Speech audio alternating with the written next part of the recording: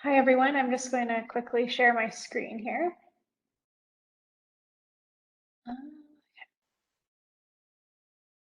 So today we're going to be talking about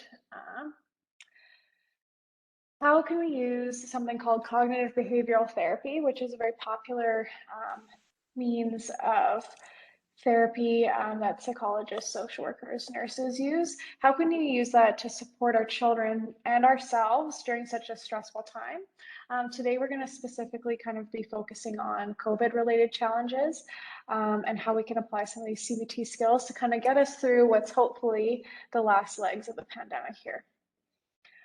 So just to briefly introduce myself, my name is Danae Lott, like Wendy said.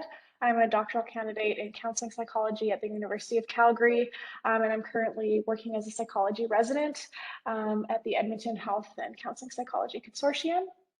I do have a professional Twitter, that's my professional handle if you're interested in checking me out.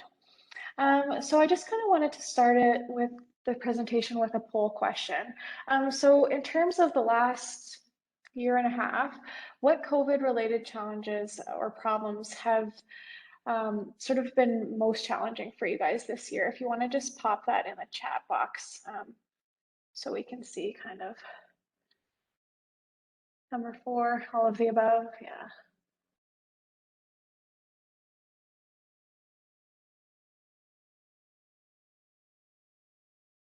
Yeah, so a lot of all of the aboves, but a good variety kind of, yeah. So we kind of know over the last year that there's been a lot of different challenges that have come up from a mental health perspective in terms of the pandemic isolating us. It's been making school very challenging for kids and for caregivers. Lots of health issues. I see surgery was canceled, that kind of thing. So when we have health worries, pandemic worries, and then all the challenges that come with school and work and parenting over a pandemic, it can make it really hard to feel good and sort of whole. And that's kind of what we're going to try and work on today is feeling good, even though we're going to still have to cope with this pandemic for a while. Now, in terms of what do you think the biggest challenges have been for your kids? I know there's probably been a number of them, but I'm just curious kind of what kids have been worried about. So school challenges, adjusting to restrictions, yeah. Worry about themselves getting sick, yeah. Yeah, so it seems like there's been a lot of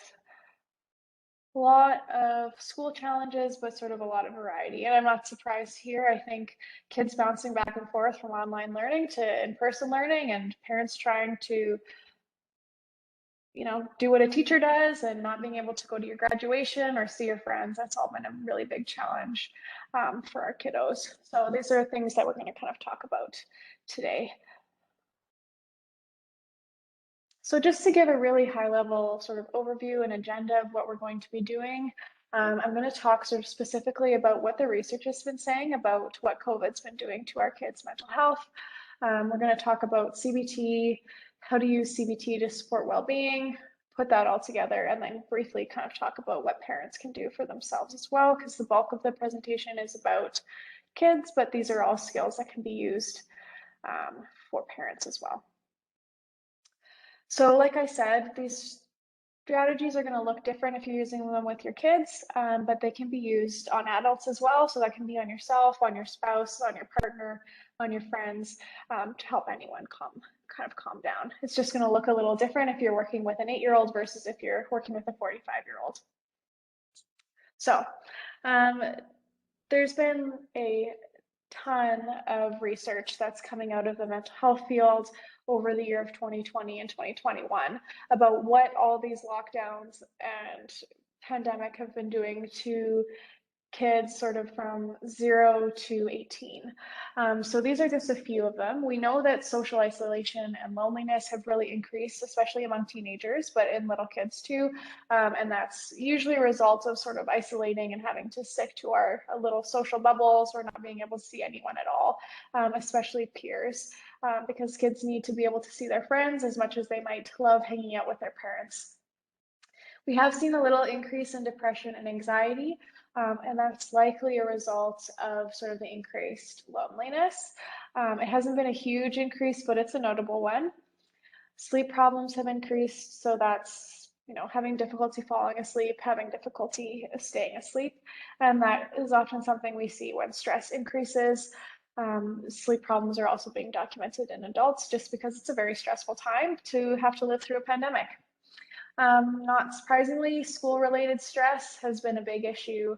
Like I said, it's just been a really sort of volatile situation that's not easy to predict, and lots of kids find learning in this uncomfortable environment very difficult, as do parents. Um, we're all locked up together as well, so family conflict has increased, and that is, again, just because we're spending more time really than I think anyone ever has with just a small cohort of people, and we're not able to get out and kind of do things that might de-stress us in regular times. But it is important to remember, despite all this, that research is showing even though kids are having sort of increased problems, increased difficulties from a mental health perspective, most kids are able to kind of rise to the challenge and cope with those difficulties fairly effectively. So it doesn't mean they're not having these challenges, it just means that they're dealing with them as they come up. And it's just important to remember that. Just to remember that we can kind of cope, we're going to get through this. And if you're feeling like you're not coping well, then it's time to kind of seek out some help. But I think we're going to get through this. Okay. So there's just, you would have got a worksheet or a handout that had these strategies on it as well, but there's some sort of simple tips that we can use to support our kids through COVID. The first one is staying calm. It's probably the most challenging tip I have for parents and caregivers. That's the most important one. Look at research of kids coming out of war zones or terrorist attacks. If their parents are able to stay as calm as possible, a lot of kids can kind of take their cues from their parents and say, okay, if they're not freaking out, then that means I'm safe and I'm okay. And a lot of those kids can come out of those situations relatively unscathed, because kids kind of look to their parents for what to be afraid of. So if you're able to at least present a somewhat calm face, that's really going to benefit your kid in staying calm. I know that's a lot easier said than done, but it's just something to be aware of.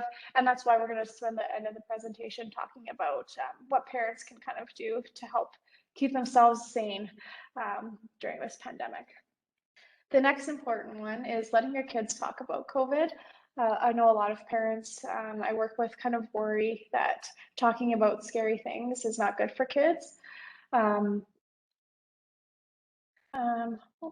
Yeah, so asking questions, talking about, what they're hearing, those are all good things.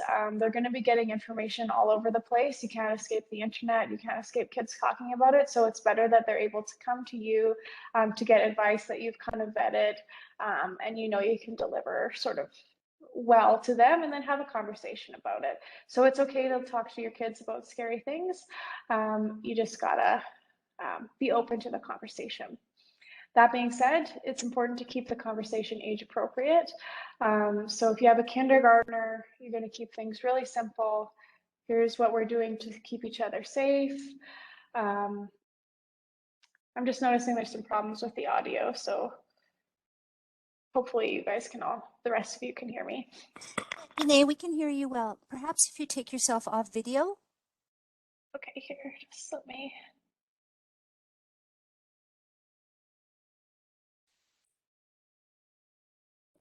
I might just have to stop sharing for a second. Stop my video. There you go. Okay. Hopefully that fixes the problem. It sure does. Okay, good. All right. So like I was saying, keeping the conversations age appropriate. So kindergartner, you would just reiterate, these are germs.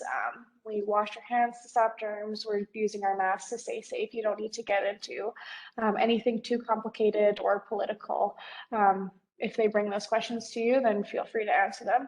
Whereas if you have a teenager that's probably a little more savvy, maybe is reading the news themselves, you can keep those conversations a little bit more complicated. They might have questions about, I don't know, hospital capacity or what the government is doing to control it, just because they're a little bit older. And you can probably have a pretty decent conversation with your children about those kinds of things, because a teenager is a little bit better able to process that information without getting too overwhelmed. Of course, you're going to want to support your children with coping strategies. That's going to be kind of the bulk of what we talk about today, so I'm not going to get too far into that one. The next important one is to monitor media consumption. This is really difficult because we're really always inundated with news in irregular times, but that's especially true with COVID.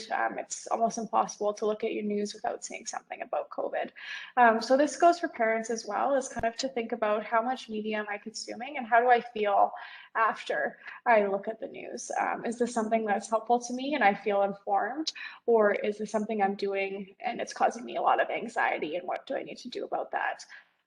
For kids, we'll talk about this a little bit later, but I think kind of restricting some of that media time is really important, just because you could go down all kinds of rabbit holes with pandemic information. If you're going to deliver information to your children, and just keep it short and simple. So, mask restrictions are back. That means we have to wear masks. Let's go dust them off, or, pandemic's still around, or people are getting the vaccines. Just keep it simple. It doesn't need to be a whole explanation of the science or anything like that, unless your kid is really into it, or perhaps some of you are doctors or scientists out there and you like to have those conversations in your home. Of course, that's fine. Another big important one kind of goes with staying calm as parents, but it's providing reassurance.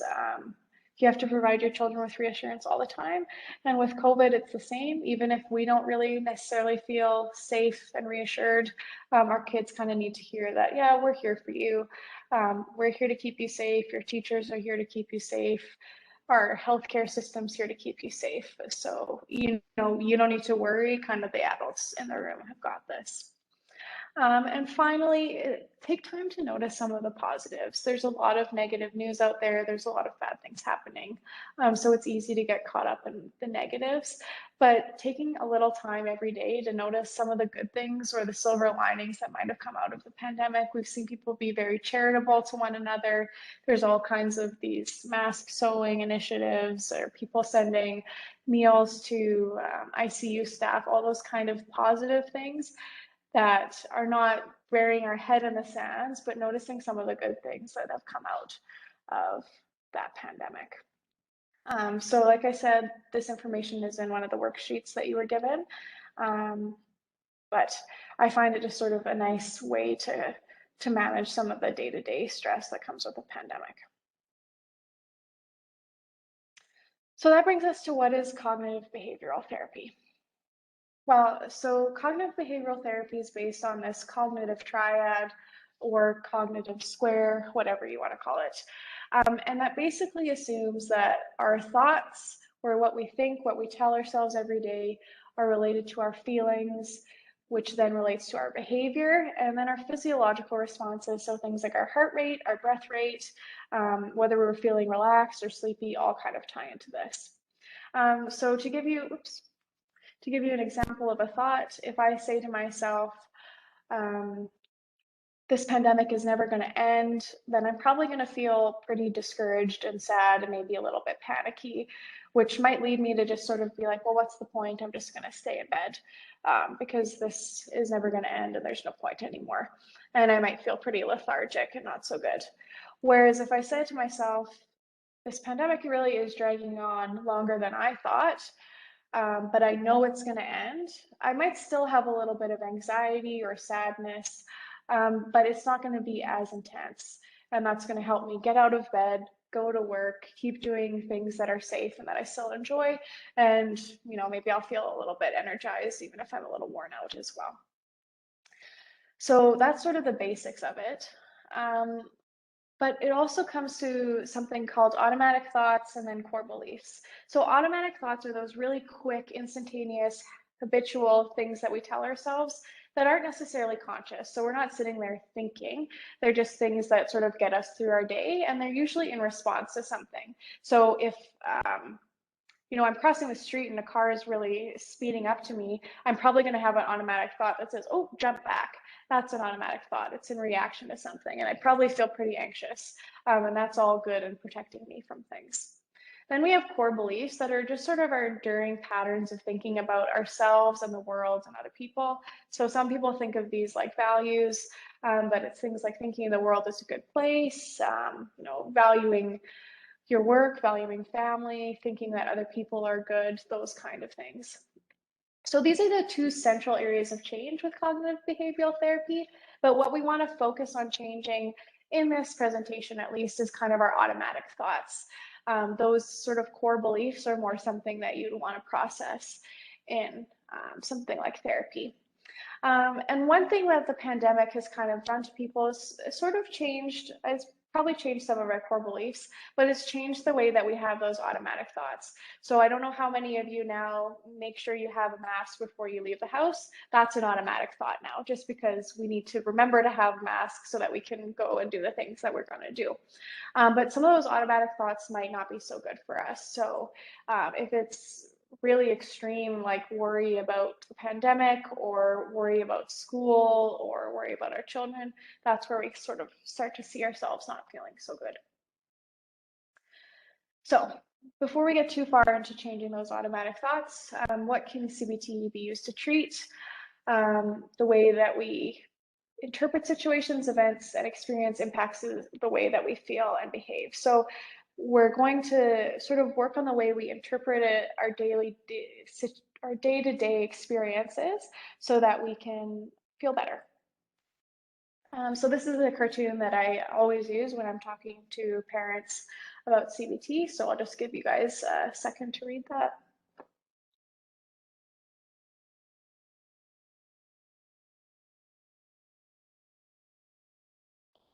So how does this apply to CBT? Well, if we see in the first one, Calvin saying, oh my gosh, this library book was due 2 days ago. And then he goes and tells himself all of the terrible things that the librarian might do to him because the book is late.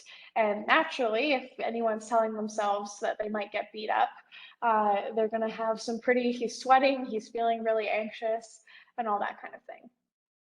And then he talks to his mom, who says, you just have to pay 15 cents when you return it. And he kind of goes, oh, well, that's not so bad. So this is just a nice example of kind of what we're talking about with automatic thoughts. Our automatic thoughts are not always accurate. Sometimes they're sort of like level 10 red alert, and they don't need to be. And that can cause a lot of anxiety, and especially for kids who haven't had a lot of life experience yet.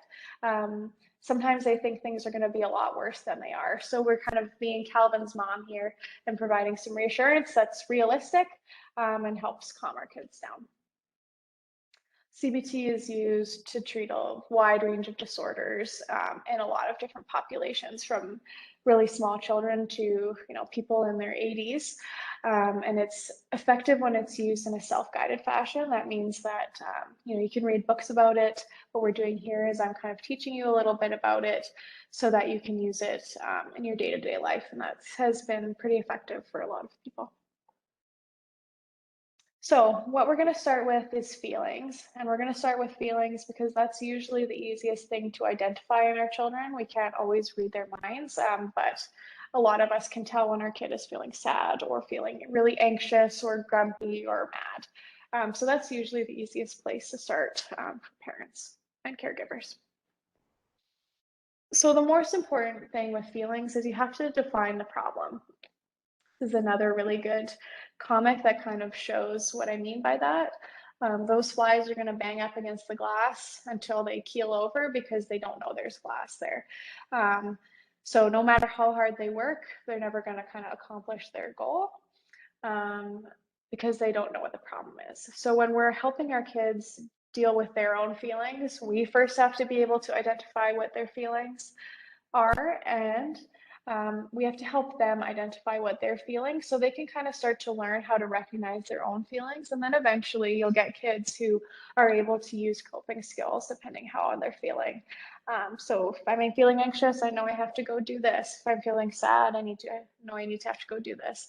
And that's a really, that's something that parents can really appreciate as your kids get older. So like I said, you can't solve a problem if you can't name it. So if you're trying to help your child kind of figure out what they're feeling, just start by being curious, asking questions, saying, you know, you seem kind of off right now. What are you feeling? Maybe you can tell me what you're feeling in your body. Do you have a tummy ache? Or, you know, what's your heart doing right now? Is it beating fast or is it beating slow? If you have an older kid, you can say to them, you know, you see upset right now. Can you tell me what's going on? Or, you know, I can tell you're getting kind of angry. Tell me what's going on. Or is anger the right feeling? Um, what I find really helpful, I think a lot of teachers will be familiar with the feeling wheel. Some parents have this in their home. Um, but kids often don't have kind of the vocabulary they need to be able to identify their feelings. So kids will know mad and kids will know I feel bad and sad, but it's hard for them to really know what it means to feel lonely, even though a lot of kids have been feeling lonely a lot this year, or feeling anxious, even though that's been a very common feeling. So you kind of have to help them get that vocabulary. So there's a lot of tools. I believe in the handouts that you were given, there's a more simple one with just smiley faces. So if you have younger kids, you're going to want to use something a little more simple. But if you have a teenager or a kid that's a voracious reader or really, really good vocabulary, you can pull out something more complicated like this, and just say, start in the center and say, okay, you're feeling mad. So which one is it? Hurt, angry, rage? And you know, maybe you need to explain to them what hostile means, and that's all good learning for them. And it gives them options so they don't have to search through their limited vocabulary to tell you how they're feeling. You also want to listen for clues that are kind of your kids subtly telling you they're having a feeling, without directly saying it. So a big one that I see all the time is kids say, I'm bored. I'm sure parents are tired of hearing I'm bored this year. Sometimes it does mean they're bored, but sometimes that can kind of be a clue for I'm feeling sad or I'm feeling lonely and I don't have the vocabulary to say it. So that might be a good time to pull out your feeling wheel, and ask them what they mean by bored. I'm tired is another big one. Also, I would say, like, you know, lonely, feeling kind of sad, depressed. But it can also mean I'm tired, so that's fair enough too. And I don't feel like doing anything. So that's something that you want to watch for, is if your child has really enjoyed doing something and then they sort of start losing interest in the things that they once enjoyed, you know, pull out the feeling wheel and see kind of what they're saying there, because that could be a clue that they're not feeling so good and they don't want to do much of anything. So a helpful way to get your kids and yourself actually to kind of get more in tune with their feelings are body scans. Um, so you kind of go through piece by piece in the body and say, you know what, okay, so what are your toes feeling right now? Are they relaxed? Are they crunched up? And you kind of move up their legs into their belly. Once you start getting to the tummy and the shoulders and the neck and the head, that's kind of where most people feel their feelings, adults included. So I think we've all been in a situation where we find our shoulders are really hunched because we're feeling tense. But kids do the same thing. Kids will often give you a physical description of their feelings as well. So lots of kids get stomach aches when they're anxious or headaches. Sometimes kids will get sweaty palms, dry mouth. So just having your kid kind of sit there and scan through their body for a couple minutes, can get you a lot of information about what they're feeling. And again, it kind of builds that awareness, in themselves about their physical sensations and their emotional sensations. And those are all skills that we need as adults to be able to regulate ourselves, and things that you want to encourage your kids to develop. So, like I said, there's a big link between our emotions and our physical sensations, and those can be clues. So, this is just a nice little graphic of different kind of physical sensations that tie into, in this case, anxiety. So we kind of consider those clues, but you also want to think about how actual physical feelings tie into how we feel. So if your kid is hungry, lots of kids get hangry. I get hangry myself. So sometimes I will say, okay, I'm feeling really stressed, but I need to do a body scan here. I think it's actually because I haven't eaten lunch and it's 2 o'clock, so maybe I need to go have a snack. Maybe, your kid's been working through the morning, they had a tiny breakfast, so they need like an apple to just get them up. Have they been getting enough sleep? Is that why they're so tired and feeling low? Is their sleep disrupted? We need to do something about that. And then exercise is just so important for little kids. And I feel for all the parents out there that have had their kids' sports and activities canceled. And we're approaching winter, so it's going to be hard to do as much exercise as we used to, but it's really important for kids to get that free time to play. And that goes for teenagers too. I think most of us are probably in Alberta. We need to take advantage of our sunshiny province because it does make us feel better. Um, I believe there's a body scan script in the resource sheet that I sent out, but like I said, this is sort of a mindfulness activity you can do with your kids. So just sitting comfortably and working up from your toes. If you just Google body scan scripts, you can find tons and tons and tons. Then Go Noodle has lots of options for body scans, lots of options for sort of these relaxation body activities you can do. I believe Go Noodle is free. I know it's free if you're a teacher, but it's a good resource if you're looking for just to click a video and have your kid kind of relax. So continuing on the theme of naming our problems, if it's a recurring problem, I like to give it a name. That helps kids sort of quickly recognize their emotions. And then you can quickly identify the solution to that problem instead of having to go through the body scan every time. So like I said, some kids have anxiety about needles or anxiety about going to school. So you can just give that a name. So some examples where if you're feeling sad, that's your storm cloud or your rainy cloud following you around. If you have a kid with a really quick temper, you can say, is your guard dog coming out? For kids that get worried, is that the worry bug? So giving it a name, it can be fun to come up with that name with your kids. Sometimes kids like to draw their worry bugs or whatever is bothering them, and then you can hang that up somewhere and just say, is the worry bug come to visit? And when the worry bug is back, what do we need to do about that? So helping them be really specific about when these recurring problems come up and what that means. So if we're going with the example of the worry bug, so when does the worry bug visit? And that might be, well, when I'm getting ready for school, the worry bug comes to visit me. And kind of delving into those thoughts now, saying, well, what does he say to you? Well, I'm not going to have anyone to play with at recess, or no one wants to play the games I want to play with, or whatever it might be. And then when he's here, what do you feel in your body? So a stomach ache, my palms are sweaty, that kind of thing. And these are all tools that I would encourage adults to use too. You don't need to necessarily name it your worry bug, but saying, okay, so this is my work anxiety. I know my work anxiety hits Sunday at 8 p.m. I know I start to feel restless, and I know that sort of work anxiety is telling me, oh my God, you have so much to do on Monday. What are you going to do? So then you can kind of identify quickly what that recurring problem might be for you, and then access coping strategies quicker than if you have to sit and kind of reflect on what the problem is, which sometimes you do. You'll have to sit with your kid and kind of reflect, oh, this is new. What is this about? And adults have to do that, of course, with themselves as well. Any questions kind of about the emotional side of things before I move on to thoughts? Danae, did you see the message that was sent to you?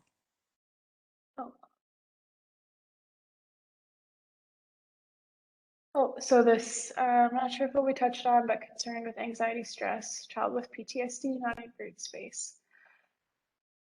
So let me touch.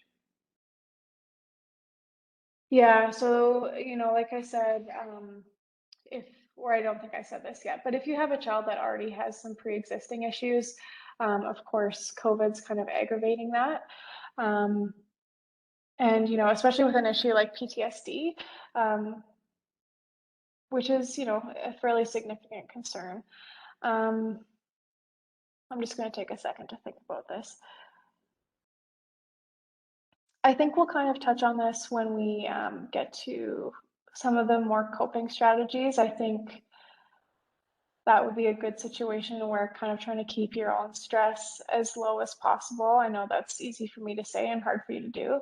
Um, and setting aside some time that's just fun and relaxing. And we're going to talk about that as well, because, I think if you're getting into situations where you feel like you're walking on eggshells, then probably everybody in the household is pretty stressed, and doing some things to relax everyone might be a good idea. And I'll try and touch on that a little bit later. And then I see also we've got a chat that said, yeah, the wind, we can't say wind here, only breezy. Yeah, it has been very windy lately. I'll move on to thinking now. And if I don't address that question, then please do let me know and I'll see what I can do at the end here. So returning to our little CBT triad here, thoughts are kind of a key cog in the wheel. So what we say to ourselves really has a big impact on how we feel. But the other thing to consider is environment and family. We're all living in a stressful environment now. So kind of no matter what we're doing, we're going to have an extra layer of stress on us. If we're all with our families, and every member of the family has their own stress in addition to their own problems, that's kind of going to be making all these other things a little bit more difficult. So we kind of focus on changing the way we think about things as a way to kind of even out the rest of the cogs in this sort of machine here. So thinking sort of seems to be the easiest thing to change because we can kind of control what we think. But it does take a lot of practice to do, both for yourself and with your child. But what I encourage parents to do is kind of think about it like you're editing your child's thinking. So you're not replacing their worried thoughts with something else. You're just kind of tweaking them to make them a little bit more realistic, maybe a little less catastrophic. But it's important to remember that our automatic thoughts happen really, really fast. They happen so fast we don't even really think about them. So it takes a lot of time and practice to really edit these thoughts.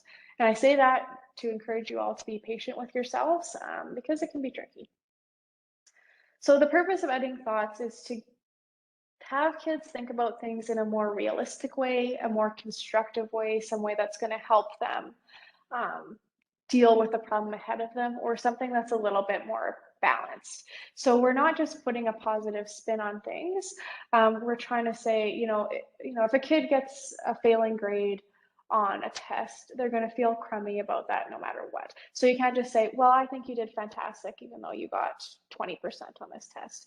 That, kids aren't dumb. They're going to know that that's not true.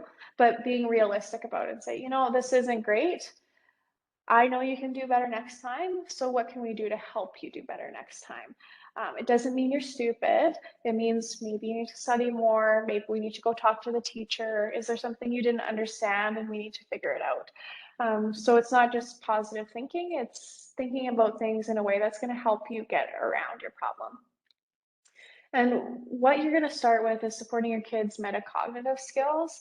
And metacognition is thinking about our thoughts.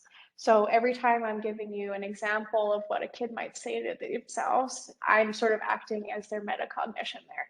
So, I might say to myself, I'm worried about our COVID numbers. Me saying that to myself is metacognition. So thinking about our thoughts.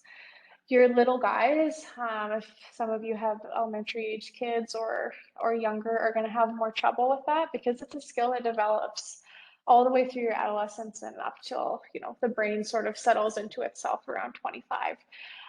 So we're going to talk first about how to make metacognition a little bit easier to deal with your kids that are young.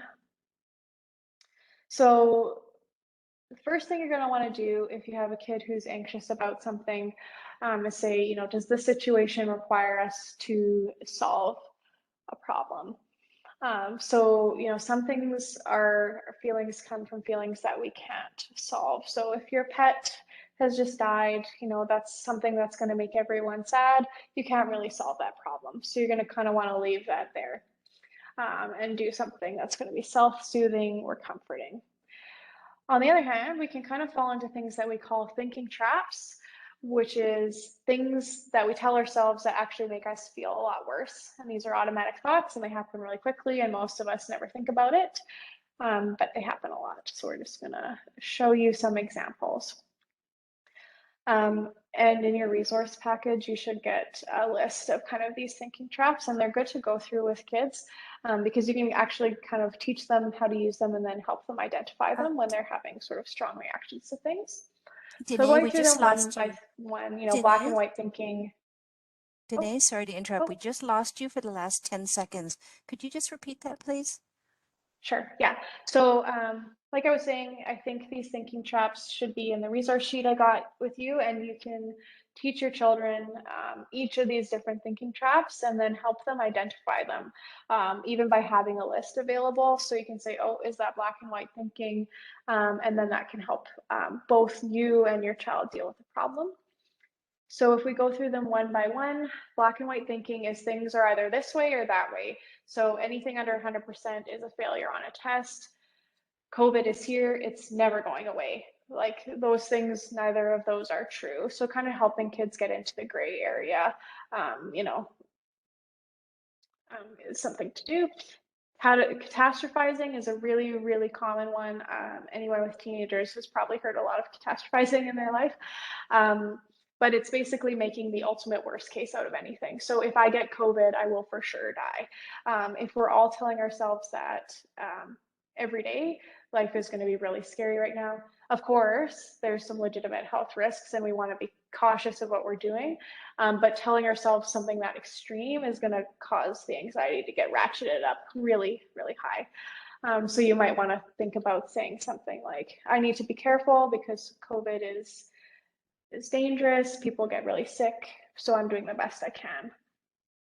And I know that, the hospital or doctors are here to help me if I did get sick. Negative filter is another thing I think a lot of adults get themselves into, is sort of ignoring things that are positive and focusing on the bad news. So in the COVID example, that would just be ignoring all the things that are improving and focusing on all the bad news. Again, I kind of understand for those of us in Alberta that can be particularly tricky because we are getting a lot of bad news, but we don't want to do that all the time. We kind of want to focus on things that are improving or in our control as well.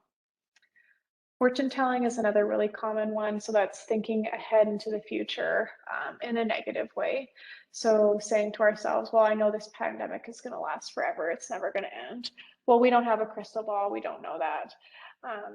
Pandemic is here for now and we need to cope with it. And most likely it's going to end because in the whole history of the world, most pandemics have ended. Overgeneralizing is one that we see a lot in kids struggling with their self-esteem. So if I make one mistake, then I'm a total screw up. If I have one bad grade, I'm stupid. There's nothing good about me. So one thing about us is not our whole selves. It's just a tiny piece of who we are. Or one mistake doesn't wreck our whole day or anything like that. And then mind reading is another big one. Again, one you see a lot in teenagers, but you can see in people of all ages, is sort of predicting what other people are thinking of you. So, they probably think I'm really annoying, or they're probably noticing that's it on my face, or they probably think I'm really ugly when we really have no idea what other people are thinking about us. So these are sort of the most common thinking traps.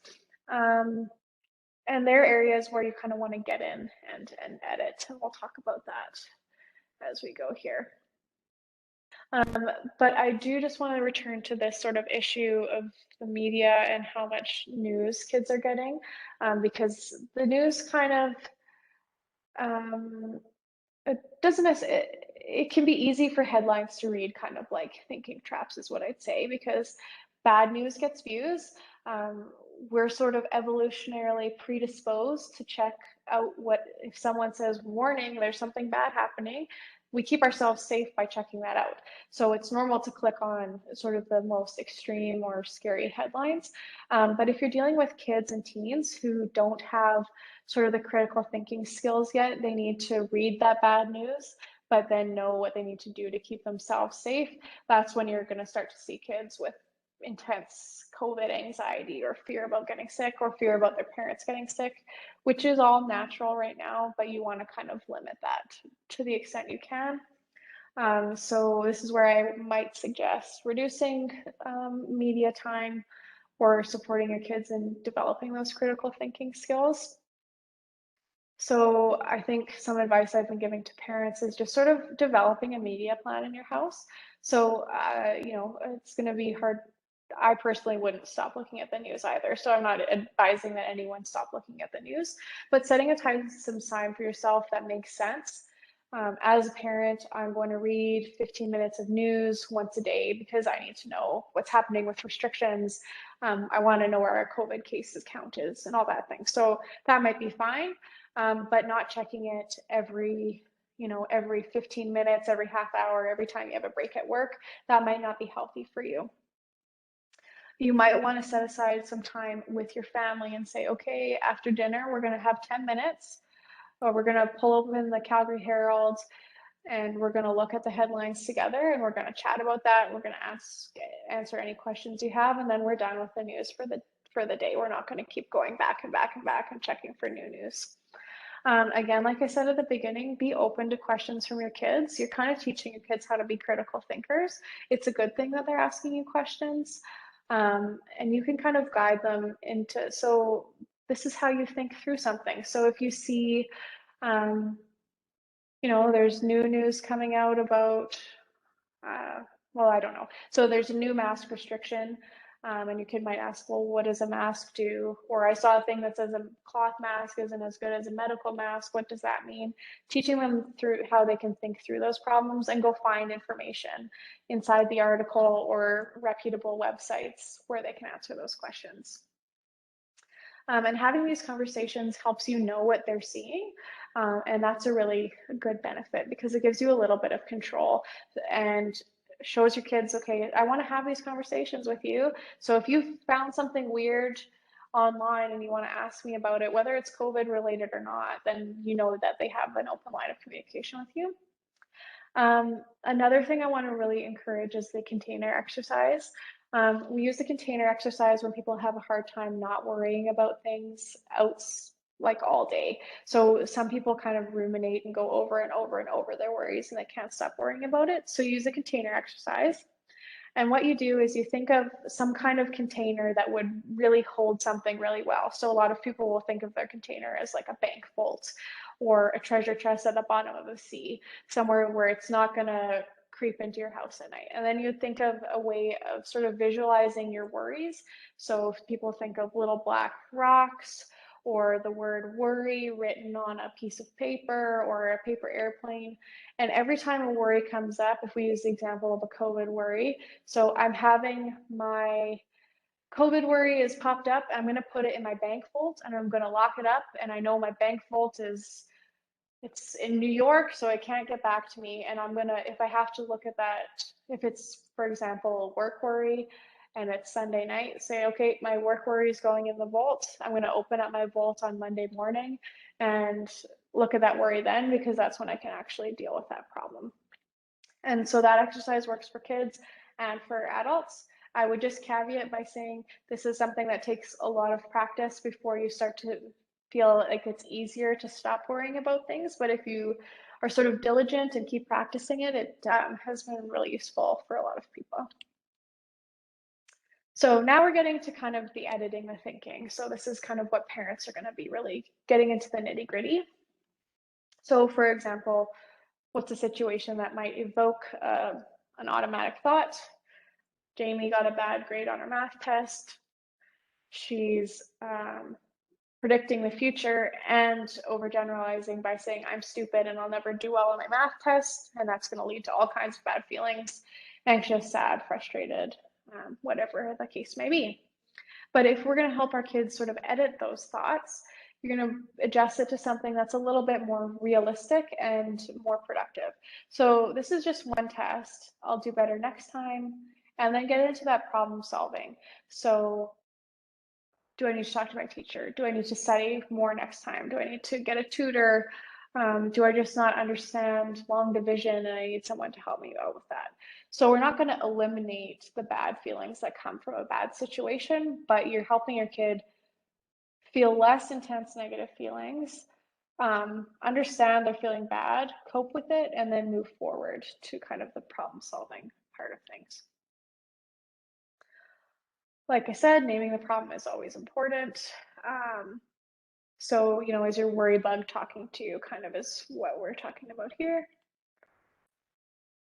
When you have younger kids that are going to have a little bit of harder time with, like I said, those meta thought cognitive skills, it's best to keep it simple. So red thoughts are ones that don't make us feel good. They're not helpful thoughts. They're self-critical. They're anything that might make you feel worse. So saying I'm stupid because I got a bad grade is a red thought. Green thoughts are ones that are constructive or helpful. They're going to make you feel better. With adults, you call these red thoughts hot thoughts. And they're ones that basically bring up really quick emotional responses like anger, sadness, anxiety, and panic. And then cool thoughts are thoughts that help us sort of relax or feel better in that situation. So that's an easy way with, I would say, like early elementary school up to grade 6, even into junior high, to kind of break down automatic thinking for younger guys. So like I said, some examples of a red thought is I'm stupid. Green thought, that would be sort of an edit of that, is this is only one test. I'm good at a lot of things. So bringing up other things that are strengths. Remembering this is just one mistake does not make you, or doesn't say anything about who you are as a person. A red thought is this pandemic will last forever. Green thought is this pandemic won't last forever.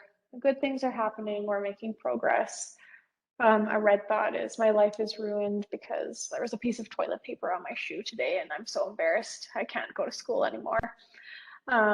Whereas a green thought would be one bad or embarrassing thing doesn't make me a bad person. It's an embarrassing thing that happened to me, but it's not me. Another way of breaking down our thinking for kids is to think of things that are inner coaches versus inner critic. So this is especially if you have kids that get very self-critical, which can happen a lot, especially if kids are struggling with school. So an inner critic naturally is something that's not helpful. It's very critical. It can be overly negative, sort of unrealistically negative, and the most important thing is it doesn't help you accomplish your goals. It doesn't help you move forward. It doesn't help you do well. If you're telling yourself you're stupid and you're no good, it's not going to feel very good to try hard at school. And that doesn't help you accomplish your goals to do better in school. Whereas if you have your inner coach, they're supportive and they're helpful. They kind of give you a pep talk. It's really important that you frame to kids, your inner coach is not just spinning something that's not true. They're just not telling you you're good no matter what. They're realistic. So saying, I think I'm actually the next Albert Einstein, even though I did bad on this math test. That's not what your inner coach does. Your inner coach gives you a pep talk, says, Kate, we need to practice more, just like a soccer coach would do. If you don't make that goal, then we need to all practice more. And it's kind of the way of thinking that helps you get things done. A lot of kids have worked with coaches or play sports. They kind of know the idea of a coach, so this can be really helpful just to make it a little bit more concrete for them. And it's kind of a nice way for families to frame it up. So you can say, oh, is that your inner critic talking? Or what is your inner coach going to say if he hears you talking to yourself like that? Those kinds of things. So these are just some examples of questions that parents and teachers and caregivers can use to support thought editing. So what's another way to look at this situation? What would you say to a friend if they were in this situation? If they did bad on a test, what would you say to them? Would you say that they're stupid or would you say something else? This is something I'd use more with older children, but tell me some evidence against this fact. So you're saying to me this pandemic will last forever. Well, what facts do you have that it's going to last forever? Because, the Black Plague was a pandemic and it's over, like those kinds of things, depending on what kind of scientific evidence, I guess, in that case you have with you. Saying, is this the worry bug talking? And what is he saying? helping your kids even just sort of recognize, is this a red thought or a green thought? And what would your inner coach say? Like I said, if he heard you talking like that. Just some things to be aware of in terms of thinking. Children really internalize how their parents think about things. Um, lots of parents know the first time that you say a swear out loud, your kid seems to learn it magically. But that's because they're paying attention to how you navigate the world. So it's just important to be mindful of how you talk about things in front of your children and teens. So if you're really critical of yourselves, your kids are probably going to pick up on that. If you're sort of prone to catastrophizing or really focusing on the bad parts of things or situations, your kids are kind of learning how to think from you. So just being mindful of your own thinking traps and how do they come out when you speak, especially. And that's why I say thinking traps are for adults as well. People that work with adults use these thinking traps when they're teaching adults CBT. So there are things to be mindful of, even people our age. Now, one really important thing about thinking is that you're going to need to use a lot of empathy, especially when you're working with a teenager, because teenagers they really want you to hear how they're feeling. And most people don't want you to just kind of jump in and say, well, you're thinking about things wrong, think about it this way. They want you to say to them, I hear that this is really hard for you. I know this pandemic is really scary and hard on you. That's normal. I know you're really disappointed in your grade. So giving them that empathy and saying, I know what you're feeling is what you're feeling, and it's okay to feel that way. But we need to kind of help ourselves feel better, even if we're feeling sad or scared or things like that. This can kind of be the hardest part for parents because we've all got a lot on our plates. We're all dealing with the day to day and kind of slowing things down. To sit with the empathy instead of just trying to solve the problem as fast as you can be difficult. And it can be especially hard if you're dealing with a teenager who's, having a temper tantrum and is angry at you. And you kind of need to say to them like, well, I hear that you're really angry at me. So that takes some of our own emotional regulation as well. But I think you'll find it's a lot more productive if you start with that empathy piece. People are a lot more willing to listen when they feel like other people are listening to them. Any questions about thinking as I move into the behavior part and some strategies?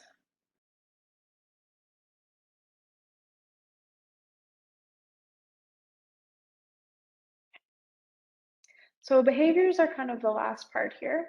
And we're talking about sort of managing and modifying behaviors. This isn't a full behavior.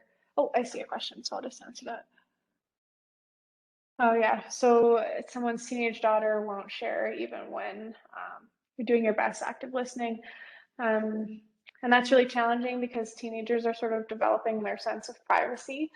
So it's really common for teenagers not to share how they're feeling.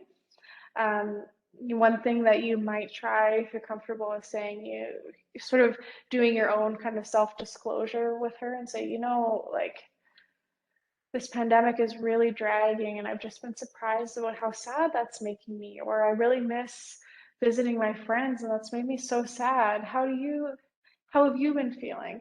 And sort of showing her, it's okay to share feelings here. I have feelings, or even trying to sneak in, when I feel sad, I feel like talking to other people really helps me. Or when I feel sad, I need to go take a bath, kind of sneak in some of that coping skills with them. So that may be something to try. And then I think it kind of goes back to like looking for those cues of just sometimes this may or may not work, but just having the feeling wheel and saying like, I get you don't want to tell me how you're feeling. I get it. Can you just point on the wheel what it is and then I'll be off your back. Because at least it's sort of like giving a kid a multiple choice question and they don't have to tell you, but they can just point. So hopefully some of those might help. So back to behaviors. I think behaviors are probably the most noticeable aspect of anyone's well-being, but it's important to remember that some behaviors are internal. So things like withdrawing or not talking to friends or not wanting to play sports anymore. Those are sort of observable behaviors that might tell you that your kid is not feeling the best. Avoiding school, throwing tantrums, those are all pretty observable. But there's other things like if you're dealing with something like OCD, sometimes people's compulsions are internal, so things like internal counting. Um, but that's sort of not inside the scope of this presentation, but just be aware that some behaviors kind of happen inside of people's minds.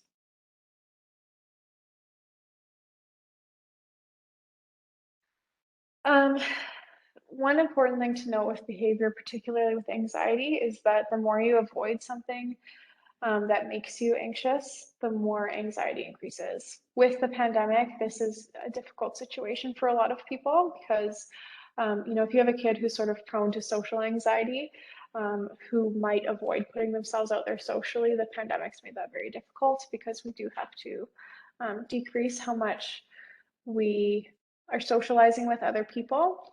But you want to kind of encourage kids to still try and put themselves out there, still try and do things that make themselves anxious.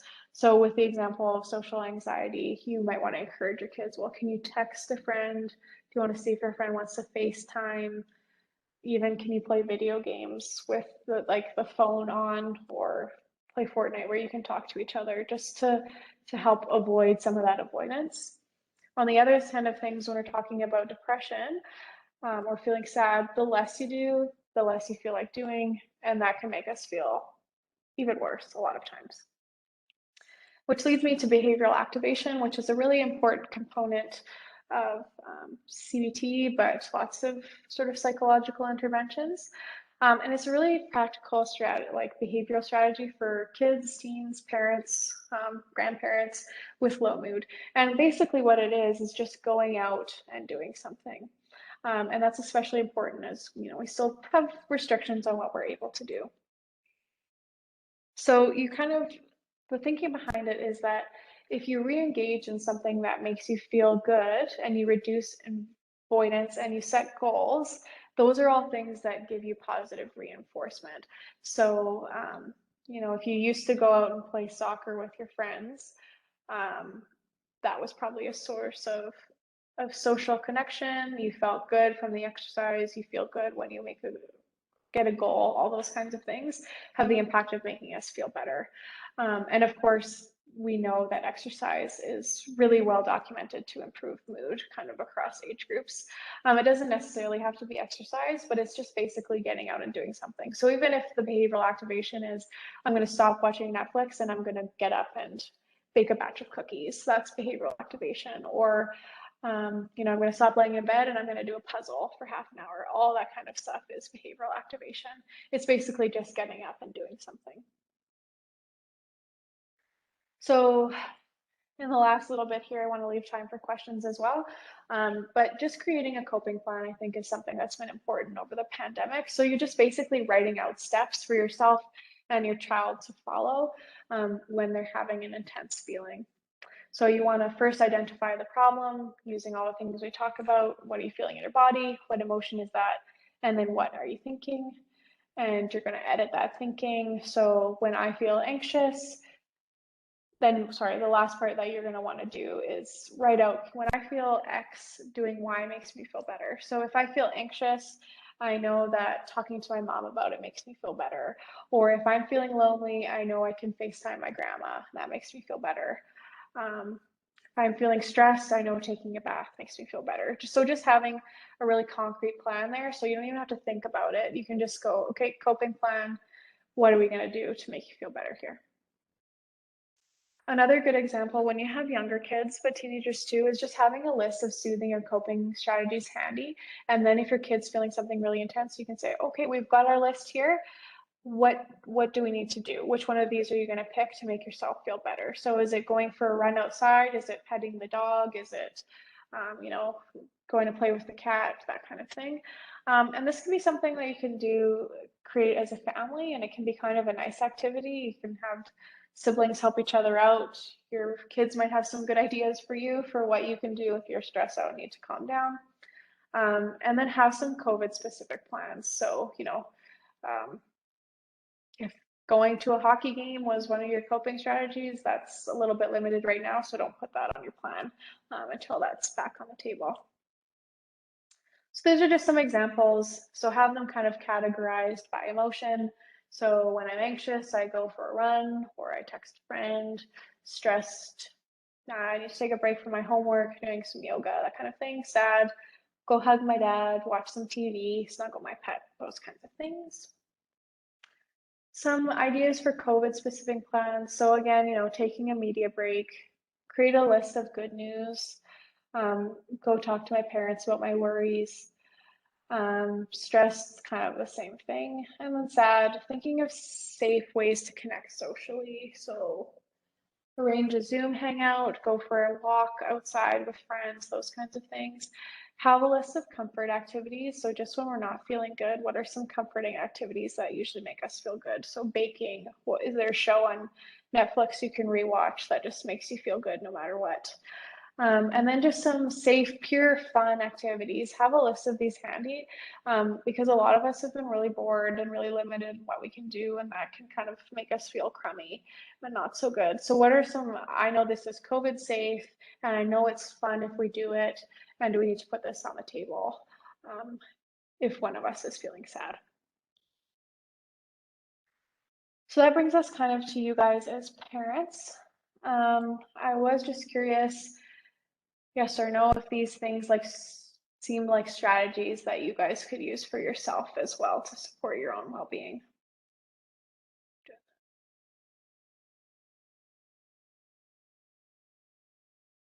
Some Yeah, if you want to just give a thumbs up or a thumbs down for that. lots of yeses. Some of them, yeah. So some are pretty child focused and some are more adult focused. So we'll kind of I'm coming to the end of my slides here. So we'll talk about what to do as parents, and then I'll open the floor for questions as well.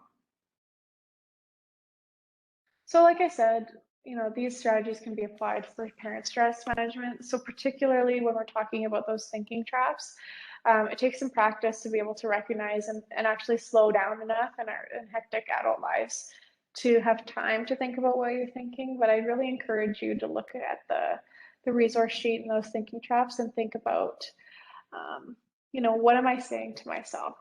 Another thing that people they don't think about very often, but would I say what I'm saying to myself to my kid? And often the answer is absolutely not. Would I ever speak to my kids this way? So then that kind of begs the question, why am I saying it to myself if it's something I wouldn't say to my kid? So that's a nice way to particularly catch some of those really catastrophic thoughts or some of those really self-critical negative thoughts. This all takes a lot of practice. Like I keep saying, automatic thoughts happen really quickly. They're called automatic thoughts because they're automatic. So we kind of have to really take some focus to change those in ourselves. So if we're talking about editing thoughts for older adults and older teens, so some of you probably have university age kids still living in your house, thinking things like, what evidence is there for this red thought? So you're saying like my work stress or my boss is going to be so disappointed in me because I screwed up this presentation. What evidence is there in this thought? And then what evidence is there against that thought? So maybe the evidence is he has high expectations for presentations. What evidence against this thought? Well, he doesn't really get disappointed like that, or this is a small stakes presentation, that kind of thing. And then what's an alternative thought? So something more productive when we're talking about those inner coach thoughts or green thoughts for ourselves. Another thing I would not necessarily recommend to use with your kids because they might find it very frustrating. But what adults can kind of do is if they're noticing sort of a catastrophic thought, an anxious thought, saying to yourself, okay, so if that happens, then what would happen? And then what would happen once that happens? And then what's the next thing that would happen? So you kind of get to the worst case scenario, because usually by the time you get to the worst case scenario, it's not actually that bad, or it's something that you can cope with. There's a study out there that said that around 85% of the things that people spend their time worrying about when they recorded them actually end up never happening. So that tells you only about 15% of the things that we end up worrying about and telling ourselves about never happen. So that's something to kind of reassure yourself and say, you know, I really need to evaluate what I'm saying to myself here. So I see just a question in the chat about what happens in CBT sessions and how long therapy normally lasts. So CBT sessions really focus on thinking. So kind of what I've been doing here. If you're in sort of individual therapy, it would be focusing on kind of those specific thoughts that the person in therapy would be having. And how to kind of edit those. You would talk about coping skills, all those kinds of things. How long does therapy normally last? It kind of depends on what the issue is. Most therapy is 50 minutes. I would say probably 8 to 12 sessions is just sort of a general for CBT. That's something that you'd work out with a therapist once you got there. And would that be helpful for someone who's 12 with anxiety? Yes, probably, most definitely. Again, you probably want to consult with the actual therapist you see, but CBT, like I said, is really quite effective with anxiety, and it can be used in kids as young as 12. Definitely. Again, I would encourage you to find psychologists to ask those questions as well of, and then I know that AHS has sort of the Mental Health Connect, where you can find mental health resources to get the answers to some of those questions as well. So in the last little bit, I just have some time for questions.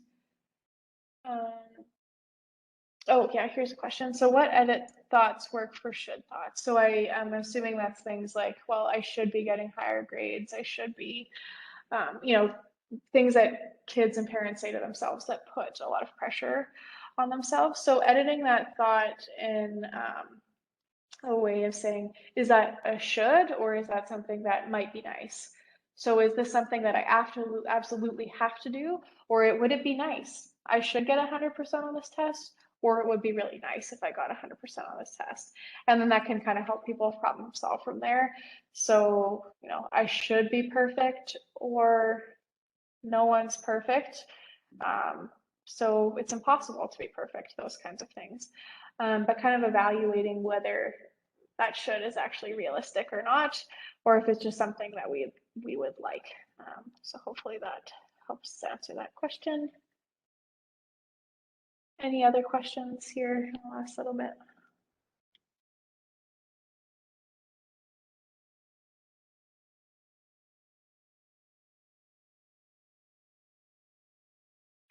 All right, Danae, it looks like you've covered the topic quite well. If anybody has, oh, I've heard of ART for adults. What about 11-year-olds? I have not actually heard of ART. So I actually don't have an answer to that one. So I'm sorry about that. That's fine. All right, I'd like to thank Danae again. She provided us with useful introduction to the principles and techniques of CBT and offered many strategies to help navigate COVID. I particularly found the inner coach and inner critic helpful. We all need to silence that inner critic. CS is fortunate to always have great speakers give freely of their time and expertise, and this evening was no exception. I also want to thank all of our attendees, parents, teachers, and everyone who, after a busy day, have made the time to learn how to better help in their care. If your question was not answered, please email ces@ahs.ca. And if the recording was successful and once it's been edited, we'll be sending out this link in the coming week. Good evening, everyone.